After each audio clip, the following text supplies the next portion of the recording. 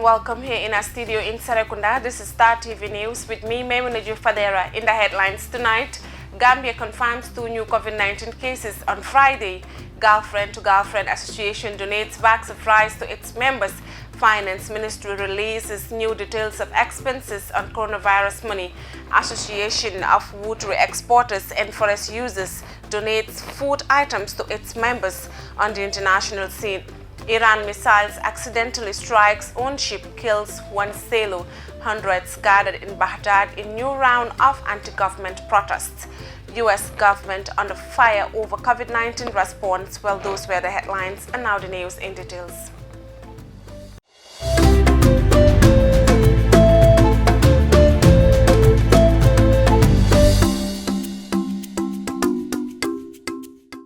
Over the weekend, on Friday, the Ministry of Health confirmed 2 new coronavirus cases, who are both Senegalese, bringing the total number confirmed of cases to 20 in the Gambia. The latest confirmed cases are both Senegalese in their 20s. One of the confirmed cases is imported, while the other got the disease through community transmission. Dr. Mustafa Abite, the Acting Director of Health Services, who was speaking on Friday during the ministry's daily COVID-19 briefing, revealed that one of the 2 cases is the first case registered in Western region. He added that both cases were taken into quarantine in different circumstances. According to him, one of the previous reported probable case has tested negative after being resampled, adding that he is still required to complete his mandatory quarantine period. He noted that out of a total of 77 test results received, 75 were negative and 2 tested positive for COVID-19, noting that the country currently has 100 persons under quarantine, 10 active cases and 2 probable cases. More updates on COVID-19 on our tomorrow news. Girlfriend to Girlfriend International Gambia chapter on Saturday distributed bags of rice among members of the association in support of the fight against the coronavirus pandemic. Well, Omar Job files in this report. The association, which main chapter in Denmark, was established in the country to help women entrepreneurs to start up a business, has come to the aid of its members in the fight against the pandemic. Speaking at the presentation ceremony, Suleiman Jame, the ambassador of the association, commended the effort of the association as they always came to the aid of their members in any difficult situations. So basically this is a normal thing for us, it's a norm for girlfriend to girlfriend, because during the Ebola period time, we did a similar thing, and after the political impasse also, we support our members with a food relief package. So on that note, we want to thank the Girlfriend to Girlfriend International, Dennis chapter, for supporting our Gambian women, especially the members of the Girlfriend to Girlfriend Gambia chapter. Mr. Jammeh stated that the food relief is to support the members of the association in these trying times and sees the support as necessity and timely. We feel because of this COVID-19, at this moment we feel there is a need, at least to support our members with food relief. So this is why we are doing this thing, at least to at least support them economically, because most of them are vulnerable, because this is why we do give them loans to do their petty business or trade, petty businesses. Ismaila Drame, the communication officer of the association, said the association has been supportive to Gambian women and they hope to expand nationwide in order to support women in their business. Let's say to have a chapter at almost all the wards or regions in the Gambia, and then for that being the case, that of Basse, we have already come to conclusion that to have our branch there, we also identify our members there, but we did not do the official opening of this branch yet due to this COVID-19 and then because of the state of emergency. So, but we hope that in the not so distant future we'll be able to do that. So, and I keep saying this over and over, that the Gambian women are hardworking. All what they need is opportunity and access to catapult themselves from poverty. Aji Amijata, the national coordinator of the association, said giving out to the members of the association becomes a norm of the association and praised the effort of the association for always being supportive to Gambian women. Several speakers at the presentation, which includes the PRO of the association, Fatoumata Gay, made similar remarks and thanked the effort of the association for providing bags of rice in the holy month of Ramadan, plus in this pandemic crisis. Girlfriend to Girlfriend International Association, which was launched in the country in 2004 to empower women entrepreneurs by giving them loans and startup capital to establish themselves in business, currently has 3 branches, Bundung, Busumbala and Esau chapter in the country. For Star TV, I am Omar Diop. The Ministry of Finance has released new information on the amount of money spent so far in the fight back against the COVID-19. The statement reads, in line with our commitment to ensure transparency and accountability, the Ministry of Finance and Economic Affairs hereby publishes the itemized expenditure list from the 500 million COVID-19 health emergency fund. As of 1st May 2020, $160 million has been released to the Ministry of Health, which is the spending authority on all COVID-19 related matters. The Ministry of Finance will continue to publish all future allocations and expenditures periodically, just as we have acted fast to mobilize adequate resources to ensure Gambians are protected from the deadly virus. The ministry and the Gambia government, by extension, reassures the public that it will continue to act in the best interest of the public at all times. The statement ends. In support of the fight against the COVID-19 in the Gambia, the Association of Wood Exporters and Forest Users share 160 bags of rice and 160 bags of sugar to its members. The donation, which amounts to $500,000, is aimed at supplementing the feeding household members in the midst of the coronavirus. Speaking at the presentation ceremony held in Willingara Village, the president, Mr. Lamin Barros, said his association is cognizant of the hardship of the COVID-19 has on its members, the supporting each other with 50 kilobags of rice and sugar that will go a long way in helping them to respect the stay-at-home call. 99% of members are all depend on the trade. And we know COVID-19 has affected almost all kind of trade globally. That is why we are here today. The executive member of the associations and entire general members has come together to look a better way how to assist his own members in terms of assisting them, giving them a sugar and rice to assist them in their various compounds. As I said earlier, it is a year that has affected each and every human beings that living in this world today. COVID-19 has affected all of us, especially in the business sectors. So in that case, that's why the association proposed and discussed in all the levels to come with amount of rice and sugar, try to distribute it to his own members so that it will assist or help them to cross the river that we are all facing difficulty to cross, which is the COVID-19. May Allah subhanahu wa ta'ala help every one of us to be safe and cross it safely. He did also thank the press for being at the front lines in the fight against the COVID-19. The Joint Charitable Foundation of Safara Mangsingate and Karmik Angels over the weekend continues to distribute breads for iftar in the West Coast region, which includes Gunjur and Sukuta, as part of their humanitarian services to the needy. Omar Joe files in this report. As known for their valuable service in the holy month of Ramadan, Karmik Angels and Safari Mansingate's Foundation took iftar gift to Gunjur and Sukuta market to support the needy to ease the lot of bread costs to their families. Speaking at the bread distribution in Gunjur, Jaliba Kuyate, the Goldweight ambassador of the foundations, said they are pleased to give out bread for iftar in this holy month of Ramadan, as it will be a need for many vulnerable families, especially in this pandemic crisis. It is important because this pandemic has brought so many things at a standstill. There are so many things that are not working anymore. People's income have been put to a standstill. They don't have anything. Some people, even to break their fast, it may be a difficult thing. This is why I think it is important, especially in this pandemic, for this philanthropic move that you have done. I'm sure this will go a long way to change the lives of the people who have benefited from this today.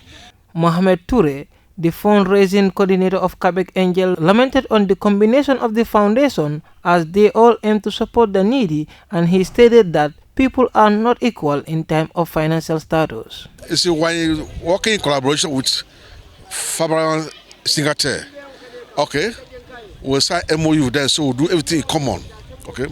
So actually, this day is a day where actually we thought twice that we should bring bread to give to the needy.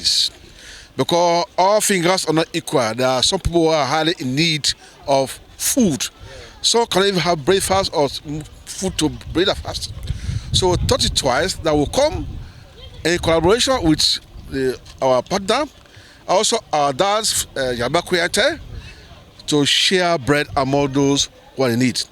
Moreover, speaking on behalf of Safarimang Foundation, Sadio Toure, who resides in Gunjur, said he is pleased to welcome the foundation Ramadan Iftar in his hometown, as many people will be benefited from the bread to break their fast.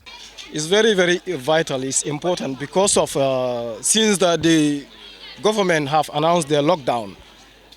So therefore, people who have stopped going out to do their petty businesses. So therefore, our action, our reaction have given them something. Part of the recipients, Yusuf Saho, the Alcalo of Gunjur Kajabang, thanked the effort of the two associations and called the efforts as timely, especially in the pandemic coronavirus that's obstructing many people's earning. Both foundations are there give iftar bread around the greater Banyan areas, which include Westfield, Serakunda, Busumbala, among others. For Star TV, I am Omar Job. And now the news beyond our borders. An Iranian missile fired during a training exercise in the Gulf of Oman has struck a support vessel near its target, killing at least one sailor and wounding several others. According to the Iranian media, the friendly fire incident happened on Sunday near the port of Jask, some 1,270 kilometers, 790 miles southeast of Tehran on the Gulf of Oman. Iranian state TV said on Monday, citing the Iranian Navy, there are fears dozens of people could be dead. Al Jazeera's Zain Basravi reports live from Tehran. So we begin in Iran, where there are fears that dozens of people could be dead after a naval ship was mistakenly hit by a missile during an exercise.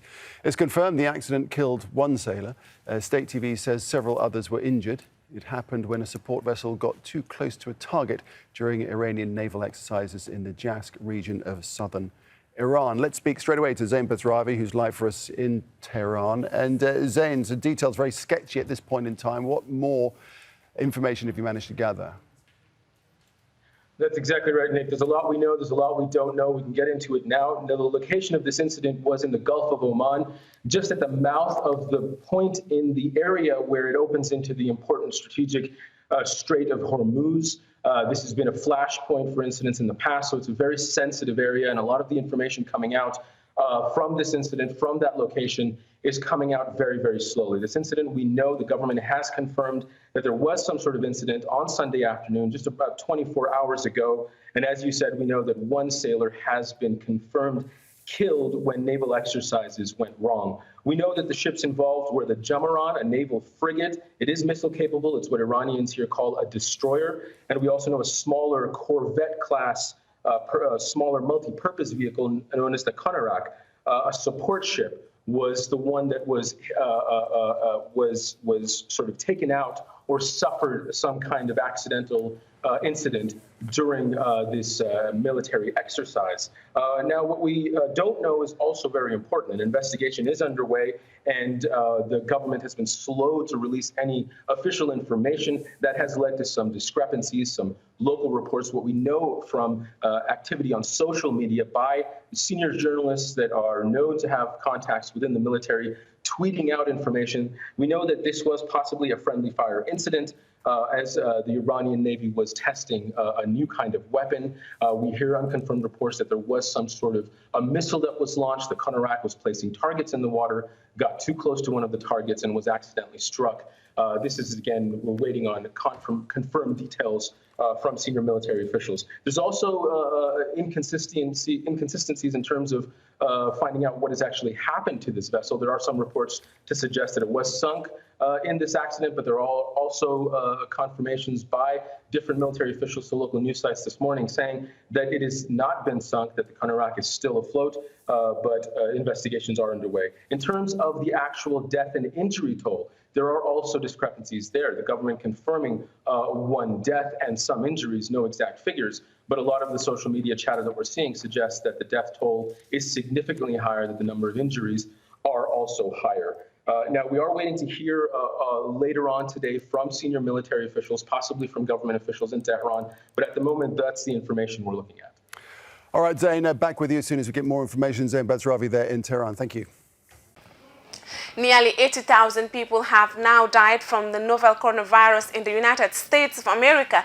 It is the highest death toll of any country in the world and comes as some states reopen for business. President Donald Trump continues to describe his administration's handling of the crisis as a success. But as Al Jazeera's Mike Hannon reports, the U.S. response is facing criticisms for their perceived lack of pandemic response strategy. In past decades, the US was the global leader in pandemic response. The Bush administration largely set the world agenda in combating the H5N1 or bird flu virus. If we wait for a pandemic to appear, he warned, it will be too late to prepare. President Obama demanded daily briefings from a pandemic response team, then ordered troops into the field to fight the 2014 Ebola epidemic, the first ever deployment of the military in a medical crisis. And he established a pandemic response unit within the National Security Council called the Global Security Team.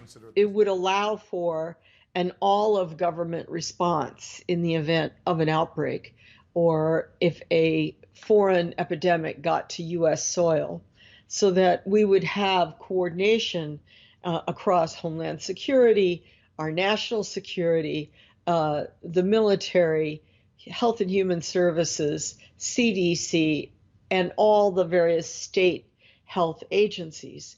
Laurie Garrett advised the pandemic response team in both the Obama and Bush administrations. The pandemic flu plan of 2005. And, look at the size of this thing. This was the first serious attempt to come up with a pandemic plan. President of the United States. A plan that the Obama administration built on and presented to a new president in 2016. And they handed it over together with a demonstration of what would an outbreak look like to try and bring the Trump team up to speed. But almost immediately, the Trump team started cutting everything. And so by the time you hit the FY 2018 budget, most of this whole construct was gone. The Global Response Team was formally disbanded in sweeping budget cuts imposed by President Trump, which also massively reduced funding of the Centers for Disease Control, actions that in the face of COVID-19 had global as well as national consequences. The whole world is failing right now. And the nature of the failure, the scale of it may vary from one country to another. But boy, this is the biggest set of mistakes made at a global scale since 1929, and may very well end up being far worse than that. As the microbe seizes opportunity in the wreckage of the global health team that once set the standard in pandemic response, the nations and cities of the world continue to count the devastating cost. Mike Hanna, Al Jazeera, Washington. Hundreds of Iraqis have returned to the streets after weeks of a coronavirus lockdown, demanding sweeping political and economic reforms. Just days following the swearing-in of a new government, Iraq's Prime Minister Mustafa al-Khatimi promised to set free protesters arrested in demonstration, which started in October 2019. But the protesters say systemic change is needed. Al Jazeera's Simona Fultin reports from Baghdad, Iraq. Protesters are back atop the barricades on Baghdad's Republican Bridge, demanding the downfall of a government that has only been in power for 3 days. Mustafa al-Kadhimi was confirmed as prime minister last Thursday, nearly 6 months after anti-government demonstrations forced his predecessor, Adel Abdel Mahdi, to step down. But people here see Kadhimi not as a chance to start over, but as the continuation of a system that has failed them. In the beginning, every prime minister makes concessions, but we don't know what the end result will be. We're not protesting against one person, we are protesting against all parties. All the parties inside parliament are still the same, so nothing will change. Since March, Tahrir Square has been largely deserted after the government imposed a nationwide lockdown to contain the spread of coronavirus. The curfew has since been partly lifted. This is the largest demonstration here in Tahrir Square in 2 months. And even though the numbers are lower compared to last October, protesters today have managed to send a clear message that simply replacing the head of state is not enough to make the movement go away. On Saturday, the new prime minister announced a series of measures aimed at addressing the protesters' grievances. He formed a committee to bring those responsible for the killing of more than 600 protesters to account and ordered the release of those still in detention.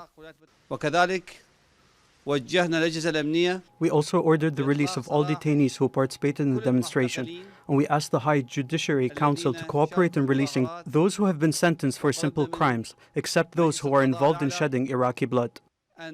The Prime Minister also reinstated popular General Abdel Wahab al-Saadi at the helm of Iraq's counter-terrorism service. Saadi's decommissioning last year was blamed on cronyism and among the factors that sparked protests. But there is no quick fix for years of mismanagement, no easy way to restore the trust of many who say they have given up on the entire political establishment. We are tired of hearing those promises. It's like they gave us a general anesthesia. But these protesters aren't the same. This time we're staying. How long have they been in power? 16 years? They didn't do anything for us. We will stay here until we have achieved our demands. Those demands include jobs, better services, and an end to corruption. Even with the best of intentions, they'll take years to fulfill. And few here believe that Iraq's new prime minister can serve the people more than the political interests which brought him to power. Simona Foltin, Al Jazeera, Baghdad. Well, before we end the news, a couple of our main headlines. Gambia confirms 2 new COVID-19 cases on Friday. Girlfriend to Girlfriend Association donates bags of rice to its members. Finance Ministry released new details of expenses on coronavirus money. Association of Wood Exporters and Forest Users donates food items to its members. Iraq's missiles accidentally strikes own ship, kills 1 sailor. Hundreds gathered in Baghdad in new round of anti-government protest. U.S. government under fire over COVID-19 response. Well, that's all for this edition of the news. Please enjoy the rest of our programs and join us tomorrow for more news. Thanks for watching and do have a wonderful night. Bye for now.